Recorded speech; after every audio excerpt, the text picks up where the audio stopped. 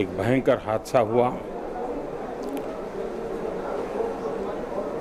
असह्य वेदना मैं अनुभव कर रहा हूं और अनेक राज्यों के नागरिक इस यात्रा में कुछ न कुछ उन्होंने गंवाया है। जिन लोगों ने अपना जीवन खोया है, ये बहुत बड़ा दर्दनाक और वेदना से भी परे मन को विचलित करने वाला।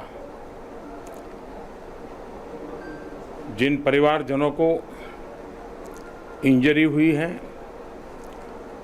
उनके लिए भी सरकार उनके उत्तम स्वास्थ्य के लिए कोई कोर कसर नहीं छोड़ेगी।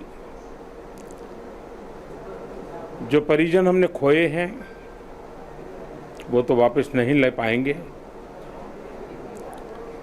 लेकिन सरकार उनके दुख में, उन परिजनों के दुख में उनके साथ है। सरकार के लिए ये घटना अत्यंत गंभीर है। हर प्रकार की जांच के निर्देश दिए गए हैं और जो भी दोषी पाया जाएगा उसको सख्त से सख्त सजा हो, उसे बख्शा नहीं जाएगा।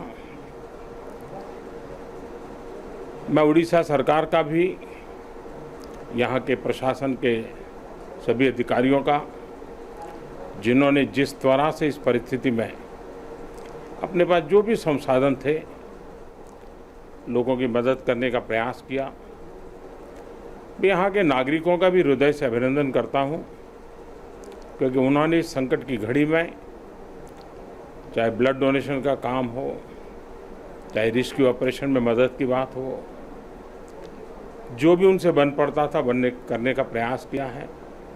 खास करके इस क्षेत्र के युवकों ने रात भर मेहनत की है।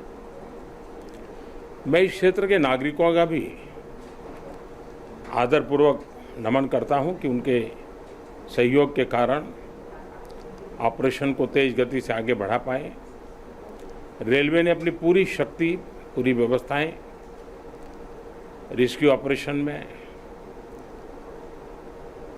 आगे रिलीफ के लिए और जल्द से जल्द ट्रैक रिस्टोर हो, यातायात का काम तेज गति से फिर से आए, इन तीनों दृष्टि से सुविचारित रूप से प्रयास आगे बढ़ाया है।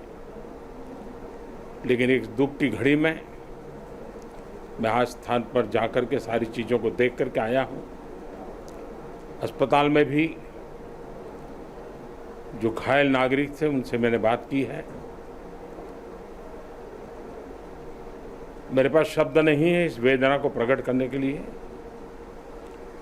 लेकिन परमात्मा हम सबको शक्ति दे कि हम जल्द से जल्द इस दुख की घड़ी से निकले।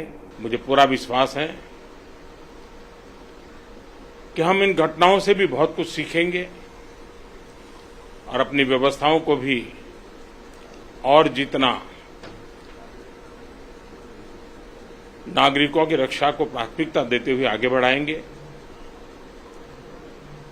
दुख की घड़ी है, हम सब प्रार्थना करें इन परिजनों के लिए। छत्तीसगढ़ और देश दुनिया की राजनीतिक, सामाजिक, खेल से जुड़ी खबरें, साथ ही बॉलीवुड और हॉलीवुड की